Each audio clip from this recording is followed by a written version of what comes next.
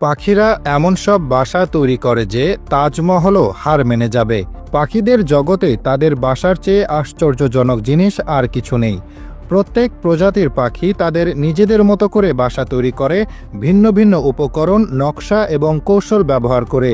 কিছু বাসা এত ছোট যে ভালোভাবে দেখাই যায় না, আবার কিছু বাসা এত বড় যে সেখানে একসাথে অনেক পাখি থাকতে পারে। হামিংবার্ড পৃথিবীর সবচেয়ে ছোট পাখিদের মধ্যে একটি, আর এর বাসাও ঠিক ততটাই ছোট ও নরম। একটি হামিংবার্ডের বাসা আখরুটের মতো ছোট হতে পারে। এই পাখি নরম গাছের আঁশ, মাকড়সার জাল এবং পাতার টুকরো দিয়ে বাসা তৈরি করে। সবকিছু সাবধানে যোগ করে ডিমের জন্য একটি শক্তিশালী তবে নমনীয় বাসা তৈরি করে। মাকড়সার জাল বিশেষভাবে গুরুত্বপূর্ণ কারণ এটি বাসাকে প্রসারিত হতে সাহায্য করে, ফলে বাচ্চা হামিংবার্ডগুলো বড় হওয়ার সাথে সাথেই বাসার জায়গা বাড়ে। কিছু হামিংবার্ড তাদের বাসাকে শ্যাওলা বা শৈবাল দিয়ে সাজায়, যাতে এটি আশেপাশের পরিবেশের সাথে মিশে যায় এবং শিকারী প্রাণীদের থেকে রক্ষা পায়। এই বাসাগুলো সাধারণত গাছের ডাল বা ঝোপের উপর ভালোভাবে লুকিয়ে রাখা হয়। মধ্য আমেরিকার গ্রীষ্মমণ্ডলীয় বনে মন্টেজুমা ওরোপেন্ডুলা নামের আরেকটি পাখি পৃথিবীর অন্যতম চোখ ধাঁধানো বাসা তৈরি করে। মন্টেজুমা ওরোপেন্ডুলা আকারে বড়, রঙিন একটি পাখি। এর বাসা গাছের ডালের শেষ প্রান্তে লম্বা ব্যাগের মতো ঝুলে থাকে, যা কখনো কখনো 6 ফুট পর্যন্ত লম্বা হতে পারে। এই ঝুলন্ত বাসাগুলো বাতাসে দোলে, যা সাপ এবং অন্যান্য গাছে চড়া শিকারী প্রাণী থেকে বাচ্চাদের রক্ষা করে। মন্টেজুমা ওরোপেন্ডুলারা দলবদ্ধভাবে বাস করে, যার মানে অনেকগুলো বাসা একটি গাছে একসাথে ঝুলতে পারে, যা দেখে পাখিদের একটি গ্রাম বলেই মনে হবে। পাখিরা লতা, ঘাস এবং অন্যান্য গাছের আঁশ ব্যবহার করে তাদের বাসা বানায়। দক্ষিণ আফ্রিকার শুষ্ক সাভানা অঞ্চলে আরেকটি বিস্ময়কর জিনিস দেখা যায়, সোসিয়েবল উইভার পাখির বাসা। ওরোপেন্ডুলার নরম বাসার মতো নয়, সোসিয়েবল উইভার বিশাল অনেকগুলো ঘরওয়ালা বাসা তৈরি করে, যেখানে একসাথে শত শত পাখি বাস করতে পারে।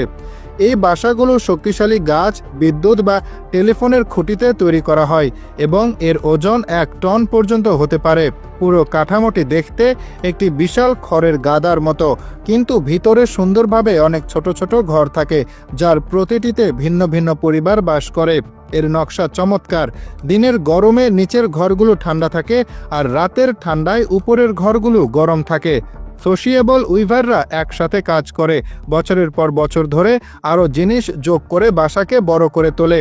এদের কিছু বাসা 100 বছরেরও বেশি পুরনো, যা প্রজন্ম থেকে প্রজন্মে ব্যবহৃত হয়ে আসছে। অস্ট্রেলিয়ার ম্যালিফাউল পাখি বাসা তৈরিতে ভিন্ন পদ্ধতি ব্যবহার করে, যেখানে মাটি হলো প্রধান উপাদান। ম্যালিফাউল একটি লাজুক ও মাটিতে বসবাসকারী পাখি, যা একটি বড় ঢিবির মতো বাসা তৈরি করে। এই বাসা কখনো কখনো 3 ফুটের বেশি উঁচু এবং কয়েক ফুট চওড়া হতে পারে। পুরুষ ম্যালিফাউল কয়েক মাস ধরে বালি, মাটি এবং পচনশীল উদ্ভিদ যেমন পাতা ও ডালপালা মিশিয়ে এই ঢিবি তৈরি করে। ঢিবির ভেতরে পৌঁছতে থাকা জিনিসের উত্তাপ প্রাকৃতিক ইনকিউবেটরের মতো কাজ করে, যা ডিমগুলোকে গরম রাখে। পুরুষ পাখি সাবধানে তাপমাত্রা নিয়ন্ত্রণ করে, অনেকটা জীবন্ত থার্মোস্ট্যাটের মতো। সে তার ঠোঁট ঢিবির মধ্যে ঢুকিয়ে তাপ পরীক্ষা করে এবং বাচ্চাদের বেড়ে ওঠার জন্য সঠিক পরিবেশ নিশ্চিত করে।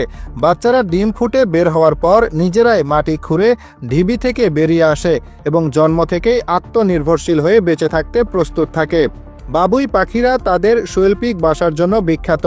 পুরুষ বাবুই সাধারণত স্ত্রী পাখিকে আকৃষ্ট করার জন্য বাসা তৈরি করে, শুধুমাত্র তার ঠোঁট ব্যবহার করে ঘাস এবং পাতা একসাথে জোর লাগায়। কিছু বাসা গোলাকার হয়, যার একটি ছোট প্রবেশ পথ থাকে, আবার অন্যগুলোর লম্বা সুড়ঙ্গের মতো প্রবেশ পথ থাকে, যা শিকারী প্রাণীদের দূরে রাখে। বাবুই পাখিরা কখনো কখনো মাত্র কয়েকদিনের মধ্যে একটি বাসা তৈরি করে ফেলে। যেসব এলাকায় অনেক বাবুই পাখি বাস করে, সেখানে একটি গাছে কয়েক ডজন বাসা ঝুলতে দেখা যায়।